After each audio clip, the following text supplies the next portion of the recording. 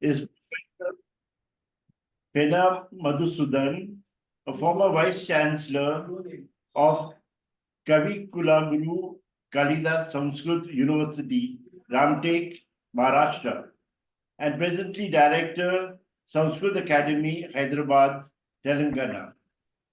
A brilliant student, he is a gold medalist throughout his college and university days at the BA, MA, and even PhD levels. He is interested in Yoga Shastra, Nyaya, Yoga, and Vedanta philosophy. He has written 3 Mahakavyas, 10 Laghu Kavya, and has 30 translations and edited 140 books. He has received many awards and honors from the National Sanskrit University, Tirupati, Andhra Pradesh, the Tirumala Peetham from the Maharashtra government, and the Sahitya Academy for his contributions to Sanskrit, Indian philosophy, and poetry. He was a member of the Indian delegation to Canada for the World Sanskrit Conference 2018. He knows 6 languages, including German, and has made DVDs so far on yoga, Indian philosophy, and Sanskrit literature. This evening, Dr. Penna Madhusudan will discuss how Hinduism looks at the earth and the environment. Over to you, sir.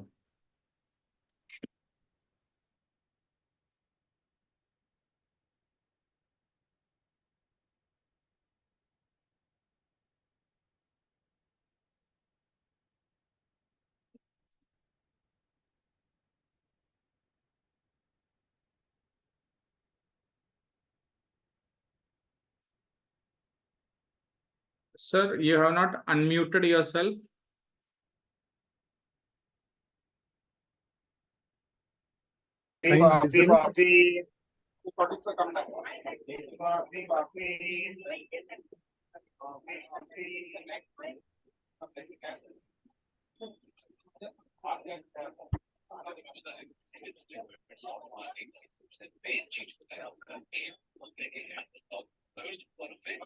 Is it visible, sir? Yes, sir. Yes, sir. Yes, sir. Yeah. But the voice is not clear. From your side, so many voices are coming. I'll unmute. I'm Lot of noise. muting background music, background people. Huh. Yes, sir. Done. Yeah. So, very good evening. I hope I am clearly audible to you all. Yes, sir. Today is a very special day because we will be discussing some key aspects of Hindu thought on nature in general and earth in particular. So I thank the organizers for having given me this opportunity to share my understanding of this particular topic. So I find that religion is the deep philosophy. It's only an expression of philosophy, while the philosophy is the core thread of the religion. So both go hand in hand. And what we understand from the Hindu scriptures, Hindu texts, is their approach to the nature and to the earth. So when I was studying some of the important texts of Veda, Upanishads, Puranas, Ramayana, Mahabharata, and other texts like Bhagavata, so I was so much fascinated by the depth of their thought, that how they approach a very important aspect of our life.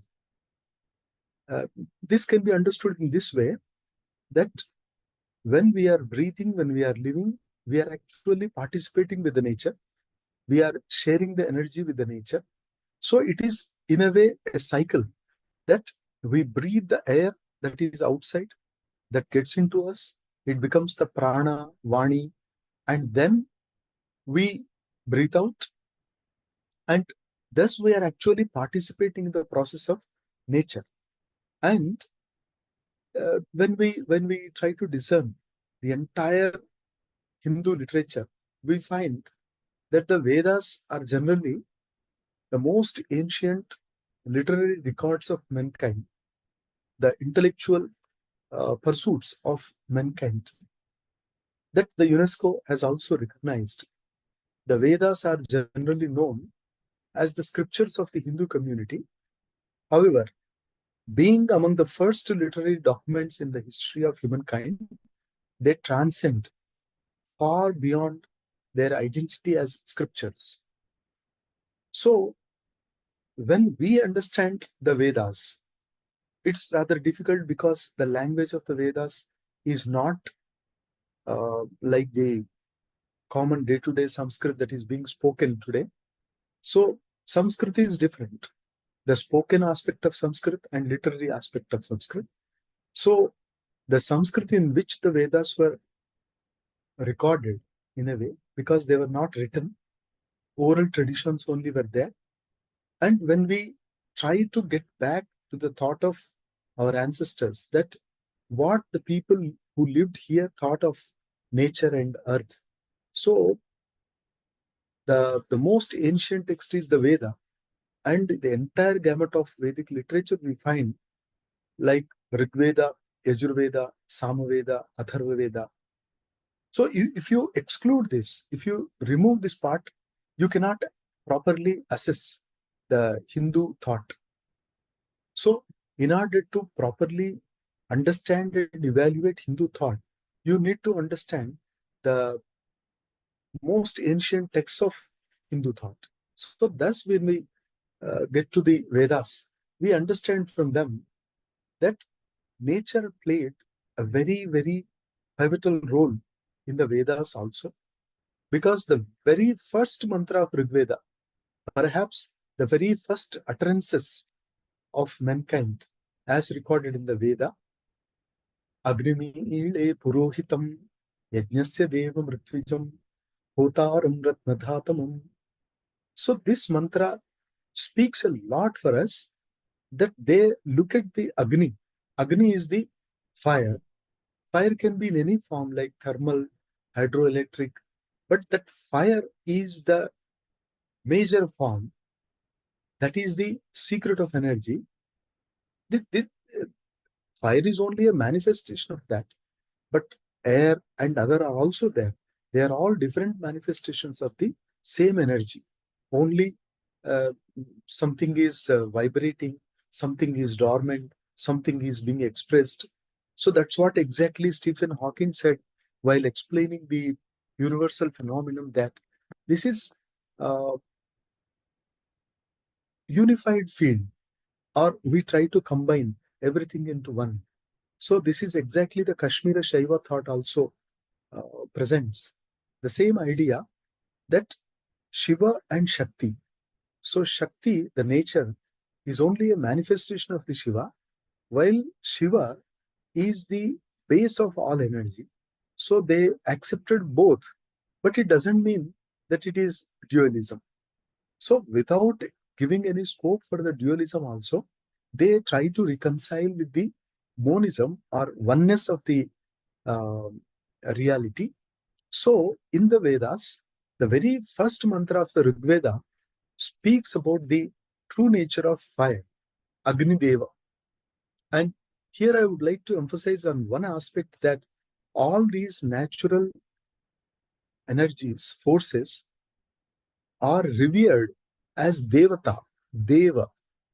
And we should just give a thought to that. What is Deva, Devata? So in Sanskrit, this word is derived from the root Diva, which means to shine, illuminate, trouble. So that is Diva. And the word Deva derived from that base root means that which illuminates, that which is more powerful, that which is responsible for life again. That is Deva.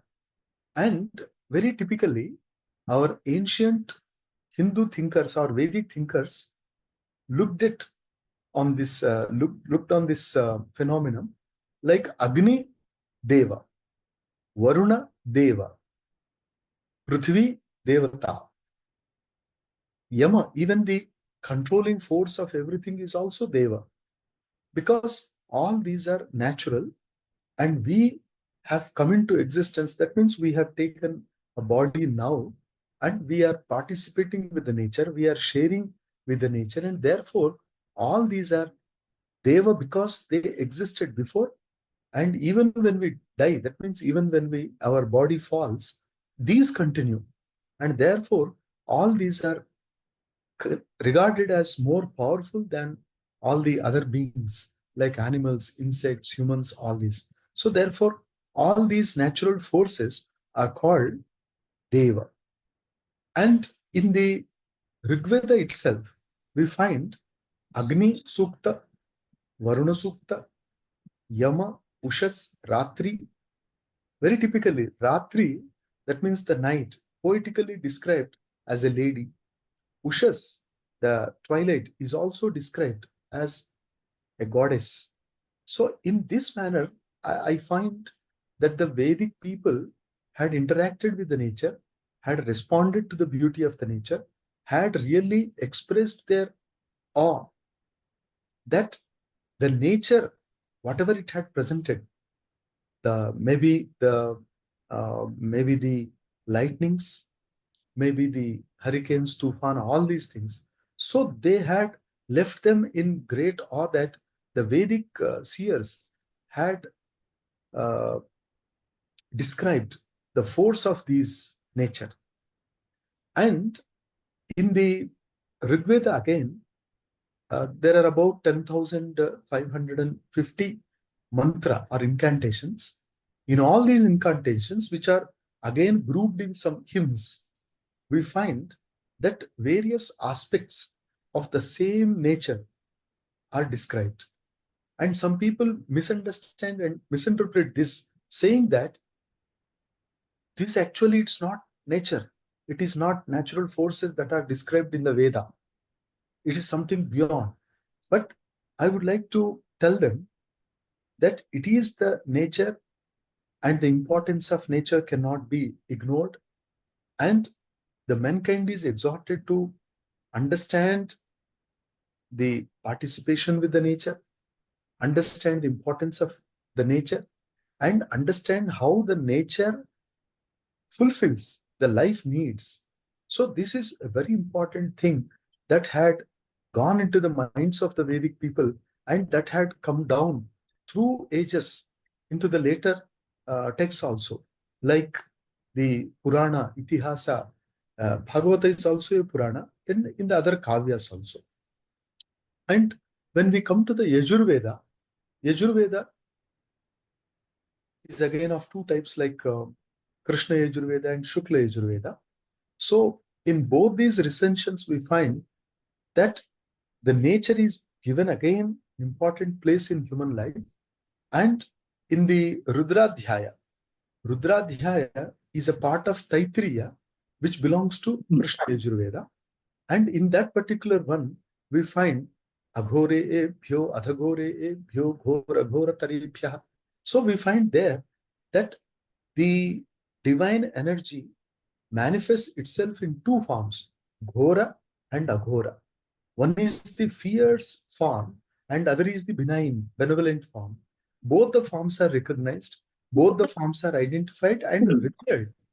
So in the Yajurveda hymns or the Vedic incantations, we find that the Ghora and Aghora aspect of nature is very properly underlined, because one is the fierce form of the nature and other is the benign form of the nature, but both belong to the divine energy. That why a particular natural thing takes a very fierce form all of a sudden, why and when it takes the benign form, is really very difficult to explain. Even the scientists are making efforts to understand how it changes its form. But we understand from the Vedic texts that both are considered the forms of the same divine energy and both are revered. And that's why in the Yajurveda, we find the divine energy being eulogized, praised as the Buddha and Buddha. Then this aspect, that means Shiva and Rudra, the two aspects of divine energy, that one is the Rudra energy and other is the Shiva energy. So both are manifested on the earth also. On the earth, especially when the human being faces the natural calamities. Natural calamities may be in any form, like the air, fire, water, any form. So when he faces them, he understands this is the Hora aspect of the divine energy. And the same water, the same fire can be useful also. That is the benign aspect. So these need to be underlined, that these actually are the major part of the contribution of human thought as recorded in the Yajurveda. And when we try to understand the position of the earth in the universe, we understand from the Vedic literature. That means the primary texts called the Veda, Samhita, Brahmana, Aranyaka, Upanishad, and the other subordinate texts also are also there, like the Aryabhatta, Varahmihira, Bhaskaracharya. So when these great scholars, mathematicians, astronomers, they had analyzed the natural forces, they had recorded that the earth is something suspended in the air. That's what exactly Bhaskaracharya says in his Siddhanta Shiromani Goladhyaya, that the earth is not static. The earth is not on the top of any snake or on the top of any tortoise, on the back of a tortoise, but it is suspended in the air, being supported by various forces. This is exactly what Bhaskaracharya in the 11th century stated. Later, Stephen Hawking also mentioned it in his book, The Brief History of Time. So he also started the discussion with the same story. But typically, he has not acknowledged that. And Bhaskaracharya, long back, hundreds of years back, he had explained the same thing, that the earth is something that is there in the space supported by various forces. And now we understand from the modern science that it is the gravitational force, and on the surface of the earth we have the thermodynamic force. So all these need to be well connected in order to get a very proper understanding of our thought of the ancestors. So when I studied these texts, I found that the earth is the planet here, but above the earth there is the Antariksha. Antariksha is the space above the earth. That means it is within the several spheres of this earth that contains, or from which the human being looks into the space and understands the position of the various celestial bodies, like the stars, planets, and other. So this is exactly the Antariksha part of that. This actually connects the human being or the earth with Dyau, the heaven. And in the Vedic texts and the Vedanga texts also we find the mention of Dyau. Dyau, this is actually the word for divine. Dyau means actually divine or the bright, illuminating one, from which the word Deva is also derived. So the Dyau part is there. It is beyond the thermosphere. We don't have any direct access to that. So they say that it is the Dyau.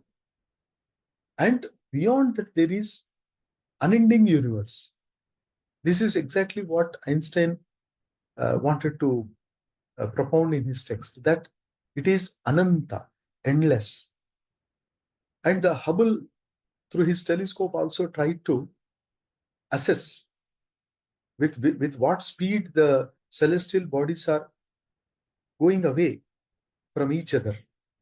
So this particular part is known as Ananta. And in the Vedic thought, the Vedic seers had this understanding of the Ananta.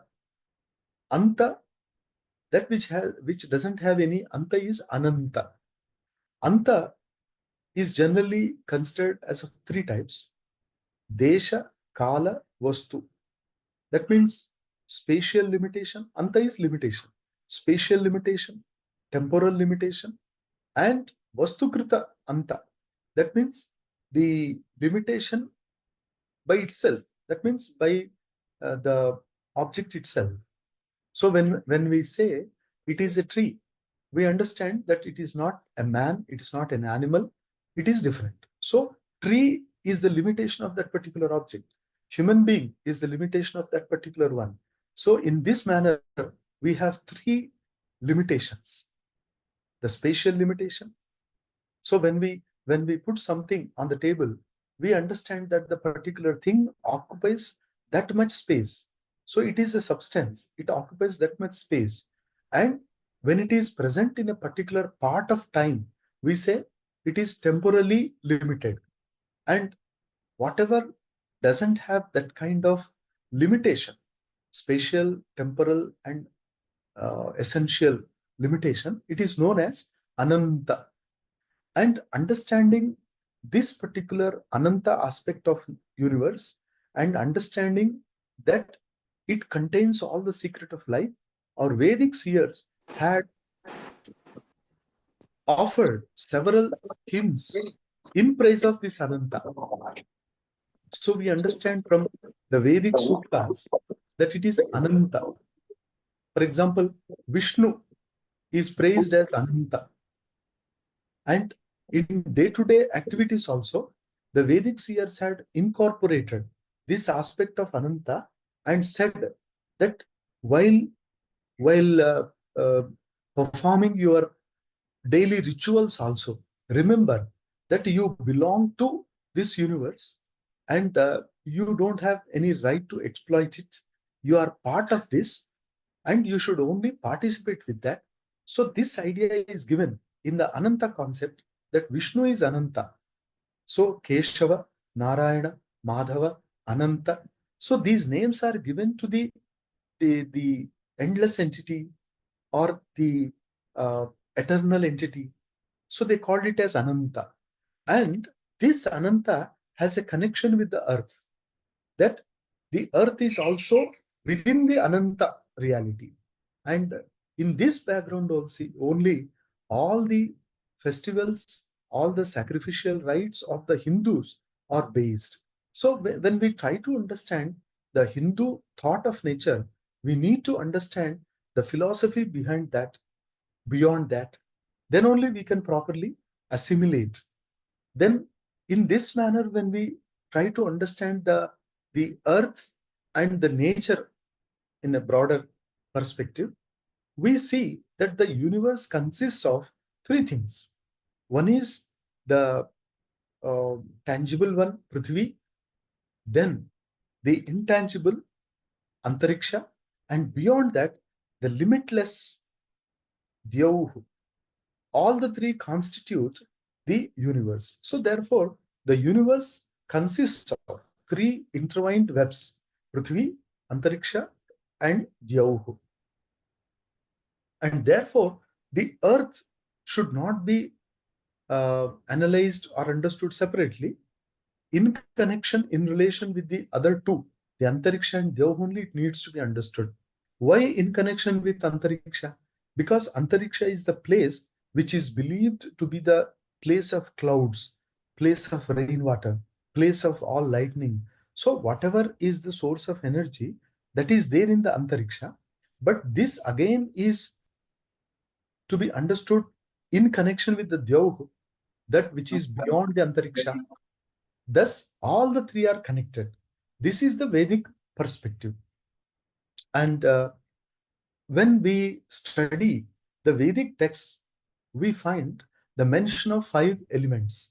Of course, in the Greek philosophy, in the ancient, some of the ancient heterodox systems of philosophy also, we don't find the mention of all the 5.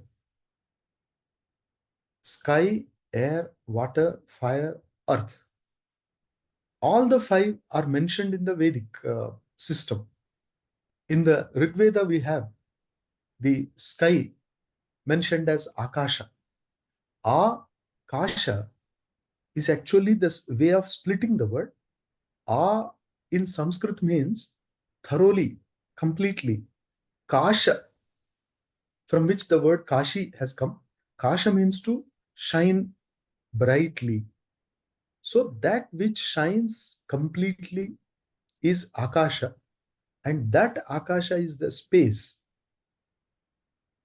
which actually bears everything.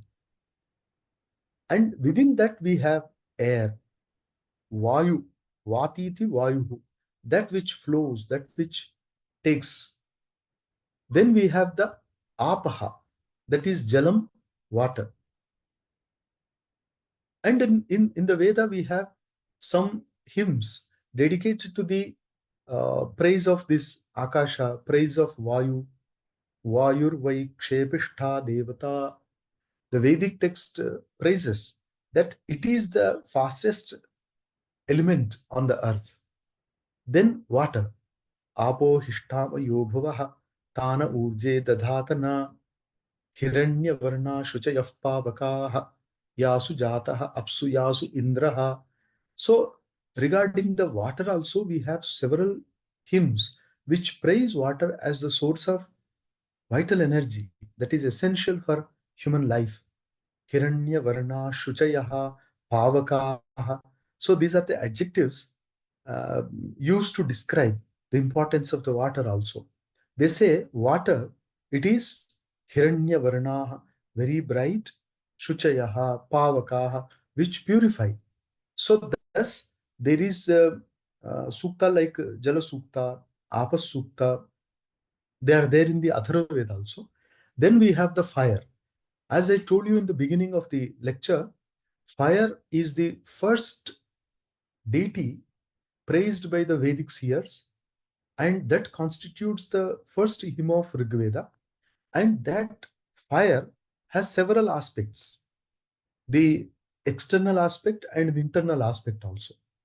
And in the Vedic texts like the original Samhita or the later texts like Upanishad, we find that the Agni and Rudra are very closely connected. Rudra is another name for the Agni only. And this Agni has two aspects, as I told you, external aspect and internal aspect.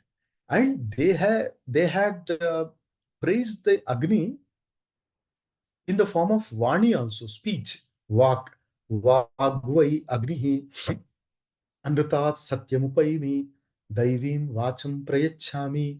So they said that ultimately this is the Agni that is present in several forms, and this is the Agni which is present in all the bodies, and this is the Agni which is responsible for the utterance or communication.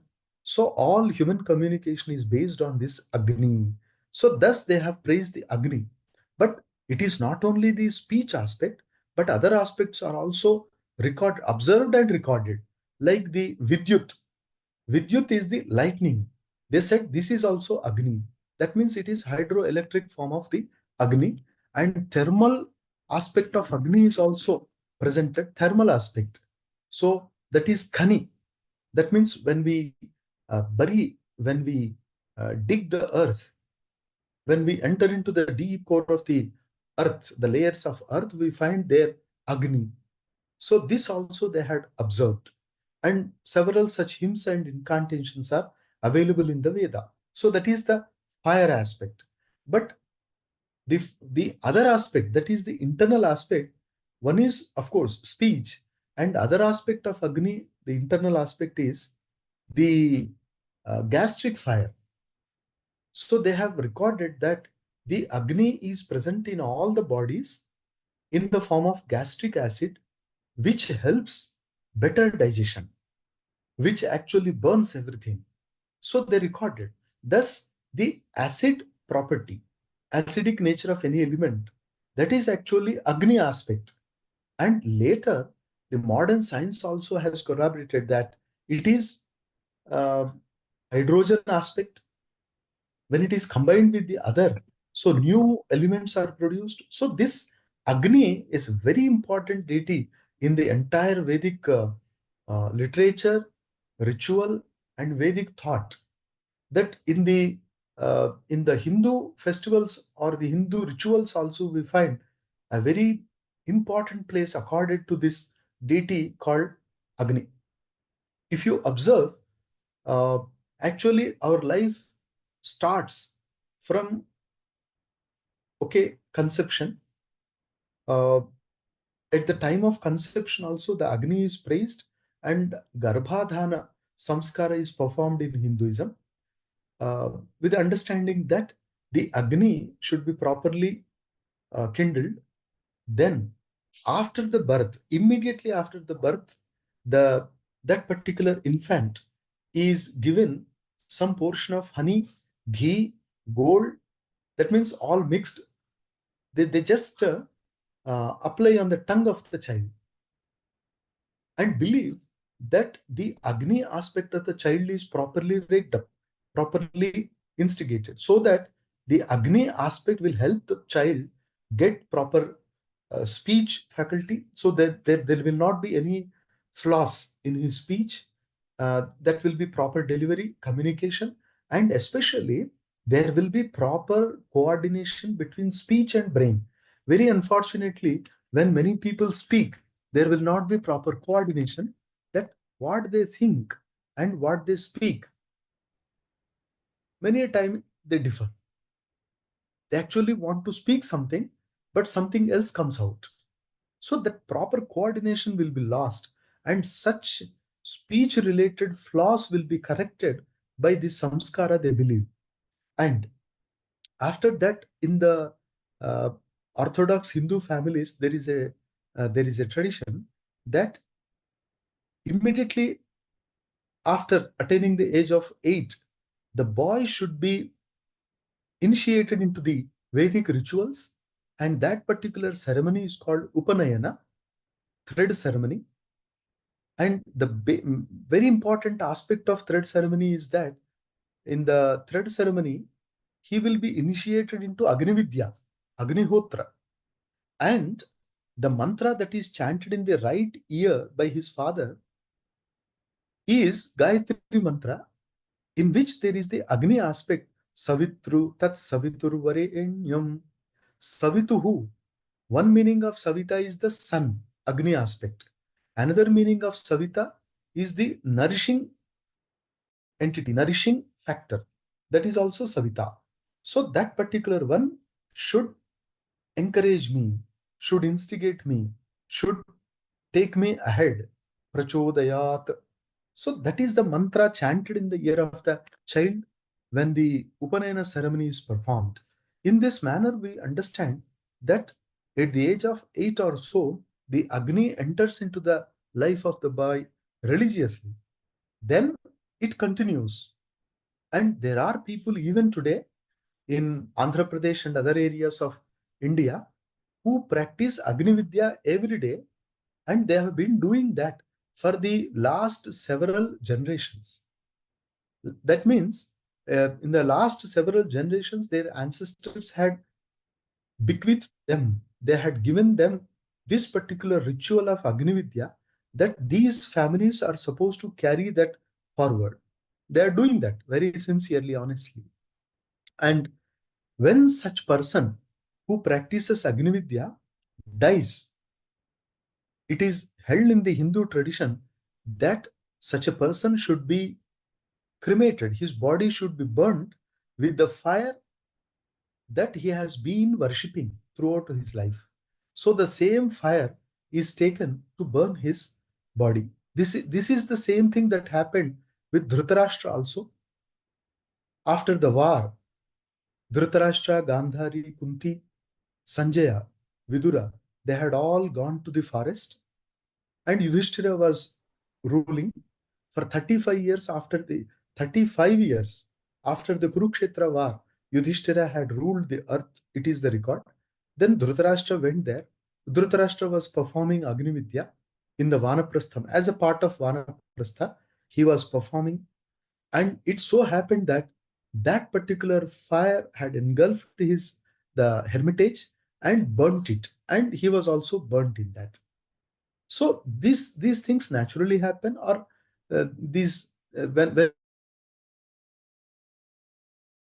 he dies naturally, the same fire is used to burn his body. So thus the fire occupies a very important role in the lives of traditional Hindu families, right? Not from the birth, before the birth to his last moment, the inevitable hour, that is the last moment of breath. Then earth. When we come to the element called earth, there is one Prithvi Sukta in the Atharva Veda. We will discuss it later. So the earth cannot be separated from sky, air, water, fire. Unfortunately, people give importance to earth only, forgetting the importance of all the other. But the Hindu system says it is also one of the elements. It is also a bhuta. Bhuta is the word given to the element.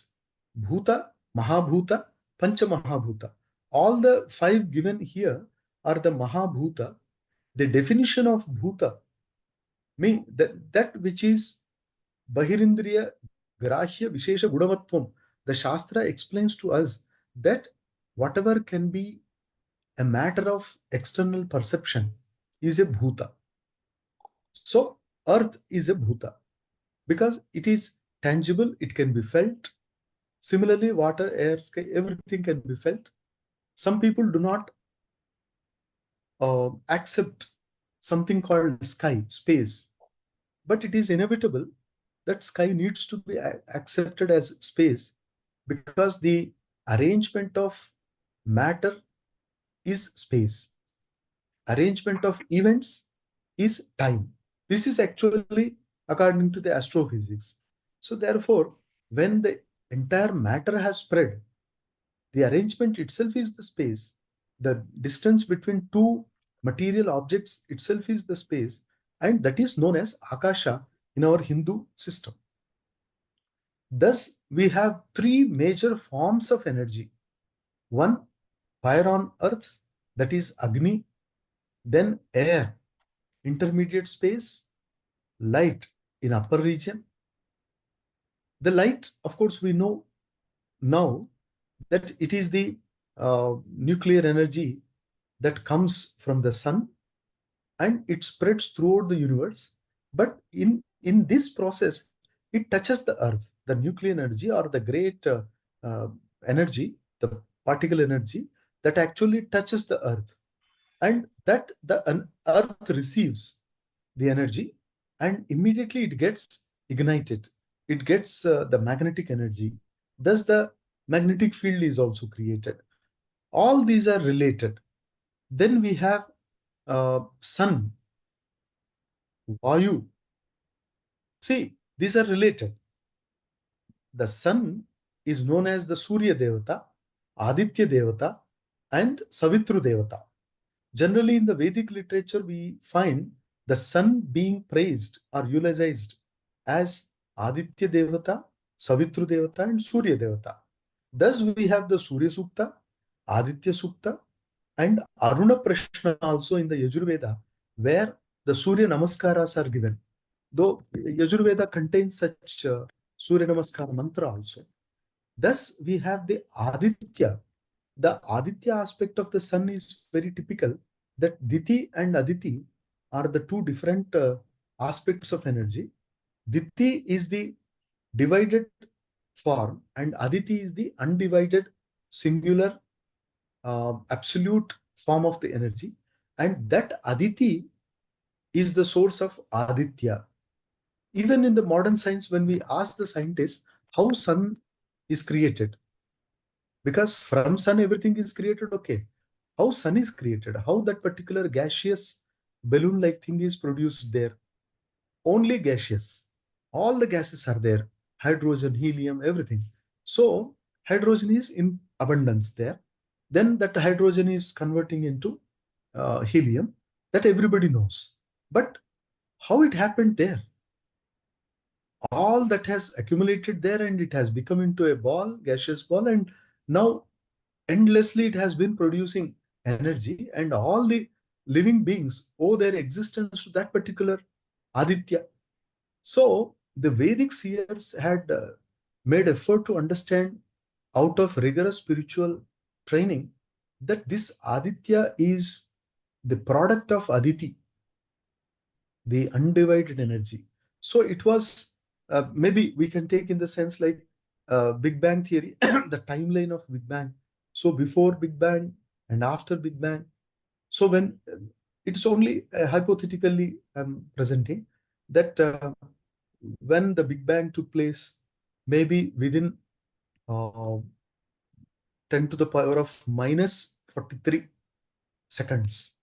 So there was some vibration, and within 1 second or so, that vibration led to the formation of the other manifestations of energy. Then within 3 seconds, it is held that the particles started to appear. Then antimatter also, like if electron is there, the positron will be there. So thus the antimatter started evolving, and thus the within 14 seconds or so, the matter started appearing, and of course, it took billions of years for the matter to get condensed in the form of earth and all celestial bodies. Thus, the universe is formed. This is one idea. And there we find lot of importance being given to the sun aspect also. Like that, Vayu and Indra. In Vedic tradition, we find two energies always mentioned together, like Agni and Soma, Indra and Vayu, Surya and Chandra. So these forces are always mentioned together. And thus there is a kind of relation between the two. Perhaps they are the two aspects of single energy, and that's why they are mentioned as one in dual number. Then we have the typical cosmic order, like मधुवातार्तायते मधुक्षरन्ति सिन्धवः माध्वीर्नः सन्त्वौषधीः मधुनक्तमुतोषसी मधुमुत्पाद्युवगुम्रजः मधुद्यौरस्तु नः पिता मधुमान्नो वनस्पतिः. So this mantra from the Rig Veda says, actually this prayer is not only for one particular religion. When you are on the earth, when you are sharing all the natural resources, when your life depends on the natural forces, naturally we have to express that. Some people feel the urgency like expressing their gratitude, and this prayer is a kind of such gratitude, expression of gratitude, that waters, plants, trees, natural energies, all creatures. So this prayer is for all these. They should live in harmony. They should live in peace. So peace should remain everywhere. So this is the strong conviction behind this prayer. That's why it says, may the waters be auspicious. May the plants be auspicious. May the trees be auspicious. May natural forces be auspicious. Why? Because our life depends on them. And it was also believed that when you connect mentally with the natural forces, they also favor you, also bless you. This is a very typical understanding found in all the religions. Prayer is there in all the religions. It is not typical to the Hindu religion. They are there in Buddhism, Jainism, in Christianity, in Islamic, in Zoroastrian, in other systems also you find that man has the natural urge to pray to the most powerful energy, understanding that his life depends on their or the natural forces, their blessings, their favor. So with this idea only, the prayer has come into existence, and this is one of such prayer. There may be prayers in other religions also, like Bible, Quran, and other. There may be such prayers because it is quite natural that the human being wants to offer his gratitude to the natural elements which are responsible for his uh, peaceful life, safe life. That's why Madhu Vata Ritayate. So Vataha. Vataha means air. Sindhavaha means oceans. Oshadhihi means herbal medicinal plants. So all these Madhvihi Santu, Madhuksharantu. That means may all these be auspicious to me.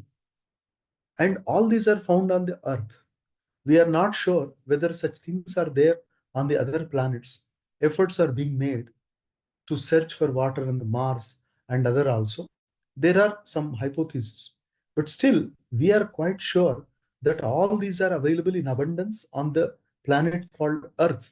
And therefore, when we are sharing them, when we are experiencing them, we should have a feeling of gratitude towards all of them. And that gratitude finds a verbal expression in the form of the Vedic incantation, Vedic Rucha, Vedic Mantra. Why it is called mantra? It is otherwise rucha, but it is called mantra also because as we ponder over the meaning of that rucha, as we contemplate on the meaning of such rucha, we automatically get energized. That means we feel energy flowing into us. We feel we are connected with some divine entity, and thus we feel we are protected. So, because of that, mantra means that which helps you, that which protects you when you contemplate on that. And when contemplated upon, small words also become mantra. Like Bhagavad Gita. Actually, Bhagavad Gita mantra we don't say, but they can also become mantra. The Vishnu Sahasranama, each name can become mantra. So our ancestors used to tell us that you have your mind, then any shabda can become mantra. So it took so many years for me to understand the import of this statement, that how a common word can become a mantra. It all depends on our contemplation. So environment provides bliss to people, leading their life perfectly. Rivers bliss us with sacred water and provide proper health, night, morning vegetation. Sun blesses us with peaceful life. Our cows and other, the cattle and other, they provide us with necessary milk and other. So actually all this is the content of the prayer, from which we can understand our Hindu thought about nature, the earth, and all that the Mother Earth has given to us. So this is one idea. Then further analysis of the same mantra, we can understand the mantra takes about the conquered with the universe, space, then piece of mid-region, Antariksha, then below piece of earth, and on the earth piece of water, piece of plants, because sometimes it so happens that if the wrong plant is being eaten, it takes away life. Many animals also die. Then the other observe and understand that this is bad, this is not to be eaten. So human being also observes and learns several things that these are bad for life. So plants should be auspicious, trees should be auspicious. Some trees emit or release carbon dioxide, and some, like the banyan tree, they actually take carbon dioxide and give oxygen. So see, this is natural. Nobody has fit it there. And these natural plants and trees, they contain the auspicious nature, and we should observe and share with them. And auspicious, all gods, auspicious, Brahma, the cosmic entity, universe. So may that peace come to me, Shantihi, Shantihi, Shantihi.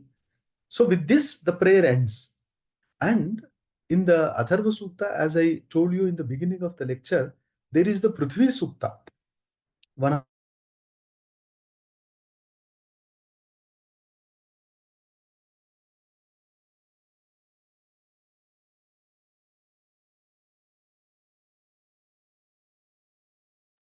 You can hear. No, Only I put.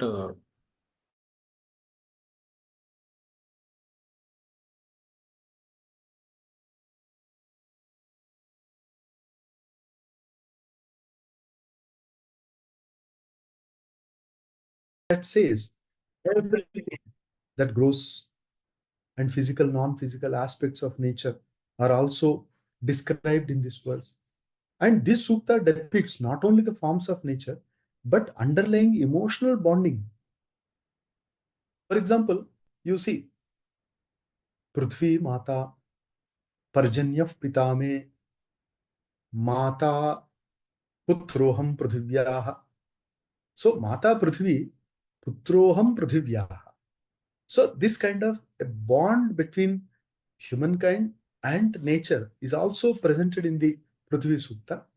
So, this is, she is called mother. It's not personification, but a description of way of life that the earth provides everything, it sustains, it nourishes, of course, it takes back. And when looked from this perspective, the earth can be aptly described as mother, the sky, father, the moon as brother. So, this way also it is described. And this Prithvi Sukta gives us 6 factors that can sustain earth. One, Satyam Brihat. So, Satyam, that means whatever is real is very wide, broad, and unreal is limited. So, Satyam Brihat, in the Prithvi Sukta, that is there. Rutam, Gram, the cosmic law, cosmic order, and that leads to the fierce form of nature.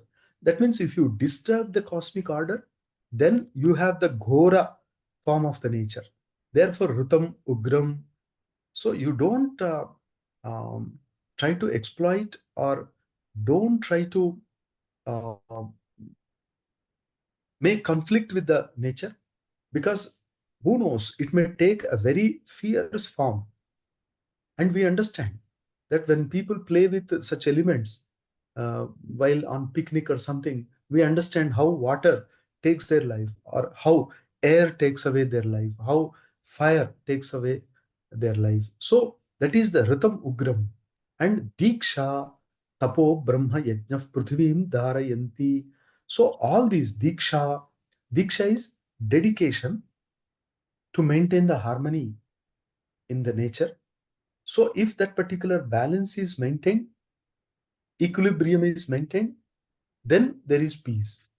And if this equilibrium is disturbed, then there are all diseases, all calamities, and therefore that particular aspect of nature should be properly understood, appreciated, and worshipped. This is the Vedic understanding. Tapaha, concentrated efforts. Brahma, Brahma is all the dynamic knowledge, all the universe, that is Brahma. Yajna, Yajna is the effort to maintain and sustain the environment. Sir, it is time for the discussion. If you can wind up, it would be good that participants can ask questions. Thank you. Yeah. You can open for discussion. quickly summarize the, yeah. Yeah, I invite all questions. If anybody wants to discuss, I'm ready. You can just quickly summarize your points, sir.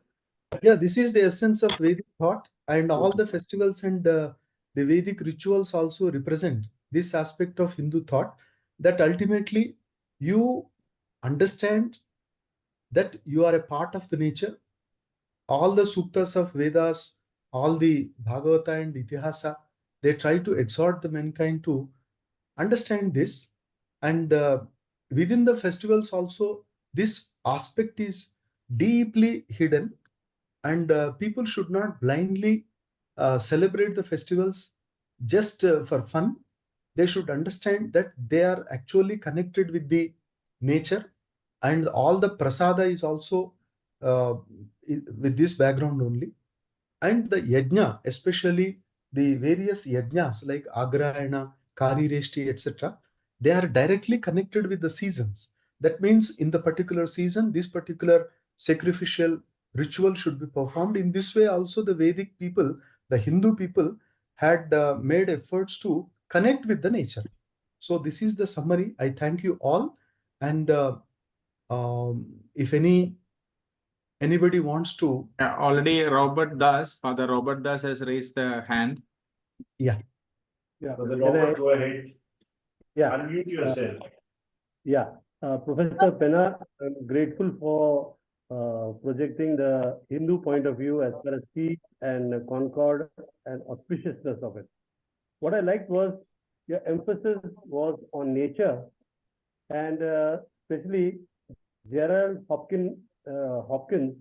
Manley Hopkins is a Jesuit, and in his literature, he tried to show about in many of his poetry that the nature is so intricately connected with God.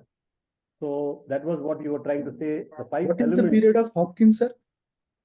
What is the Hopkins. period of Hopkins? What is the period of Hopkins? He was in the 19th century. This century. 19th century. So we are talking about Vedas, thousands of years back.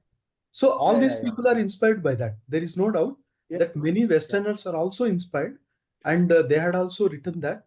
And like Carl Jung and not Sigmund Freud, but Carl Jung and others also were inspired. So we find little influence in both ways. So my question is something else. Today, the Western world looks at Western spirituality, or Western world looks at world Earth as materialism and spiritualism. They have this dichotomy. But our Indian spirituality tries to merge all this. They see beauty in nature also. When I go out, I see people worshipping the trees, the sun. So everything is interconnected. I am very happy about that. But my question is, why today the world is going towards this material abuse for commercialism? The sea today, the climate is changing. This whole aspect for disrespect for Earth, Mother Earth, is creeping more and more. Sir, one way we are doing is we are trying to educate ourselves through interreligious dialogue. What would be a more rigorous way of influencing the politicians, the economists who are abusing the earth for material reasons? Can we find some more ways how we can do that? So thank you, sir. You have raised a very vital point, that it's true that on one side we are worshipping everything and we find people participating. That's good. But on the other side, we find people exploiting that. And the major reason behind this is consumerism, because nowadays people have become so materialistic that they want immediate gain. So they want immediate gain. Among the Hindus also, there are so many people. They are externally Hindus, but internally they are totally Nastika. That means they are ready to exploit everything. So in every religion, such people are there. But for maybe fear element, that they approach God. They fear that if I do something wrong, so this will punish me. But at the same time, they yield themselves to the materialistic ways that they exploit it. So as you said, if proper representation is made to the government, that nature should not be looked upon as some material, inert, inanimate thing, but it is part of all religions. So it is our own duty. And long back, thousands of years back, when no such constitution and other were there, people religiously followed this. And now religious perspective is mixed with the materialistic view, and all, as you said, this is actually dichotomy, or a kind of confused state.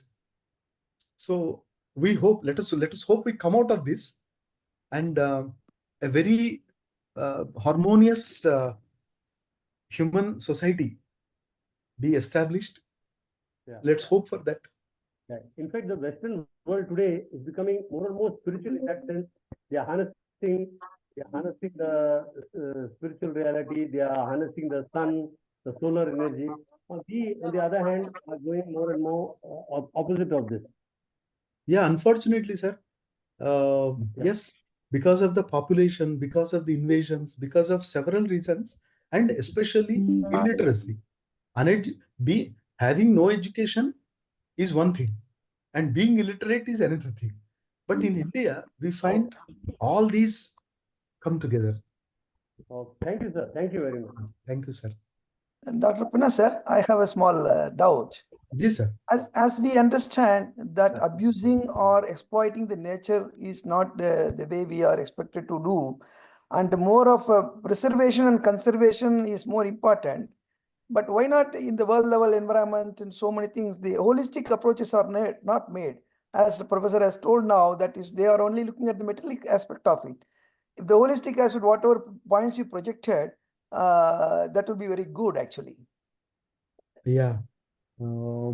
Actually, sir, in some countries like Ireland, there is no crime because there is less population. And in India, very unfortunately, from all sides, people flow into this nation, this country, from Pakistan, Afghanistan, Baluchistan, Sri Lanka, Bhutan, Bangladesh. So from all these areas, people come. Of course, Indians also go into other nations, but when you compare, you find small portion of this population gets into other. But from other countries, we find Rohingyas and other.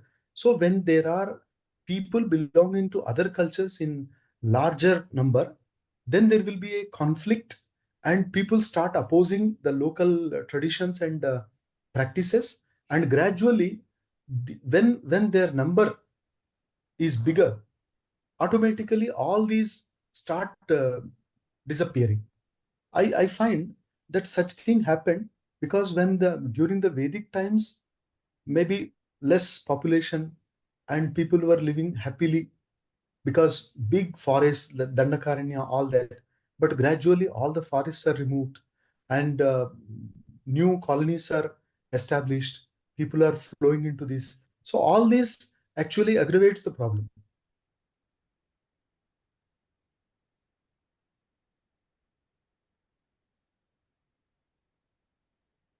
That is why forest we call Vanadevata. We call Vanadevata. Ah, Vana Devata. So everything is Devata for us.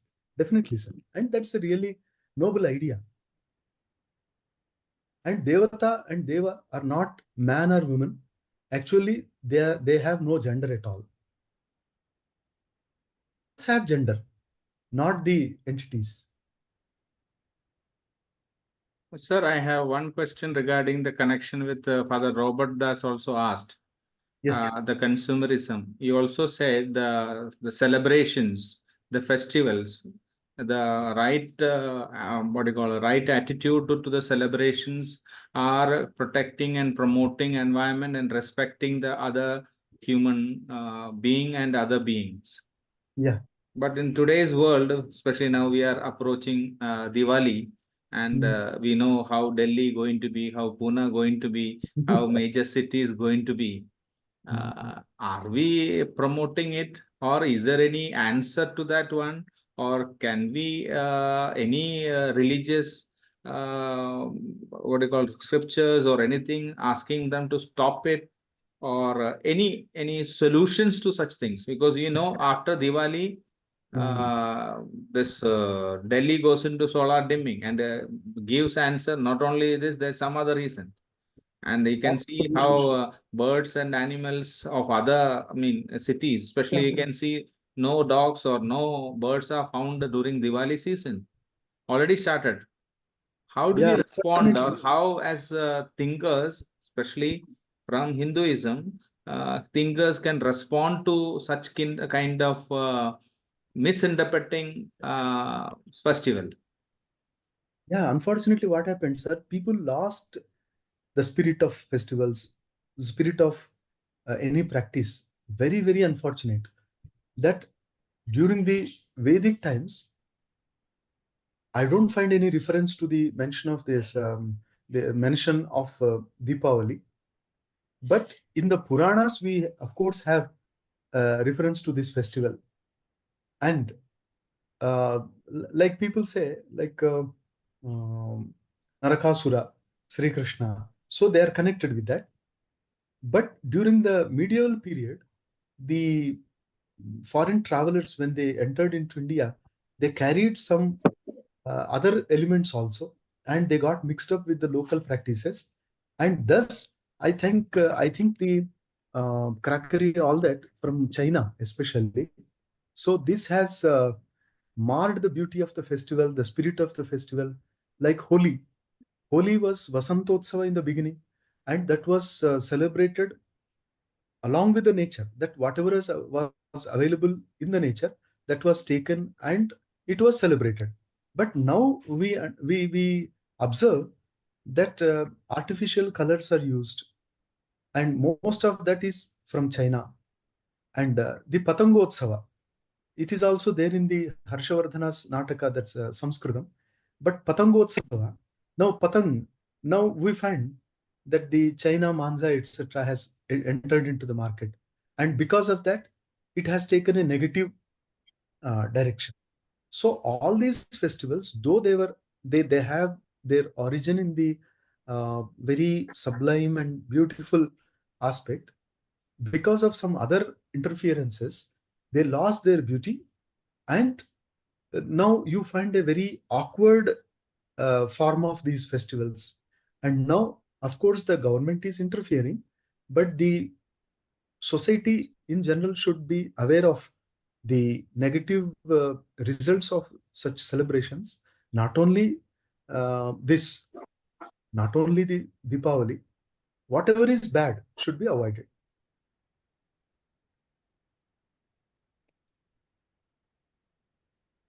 So it's really very lively discussion.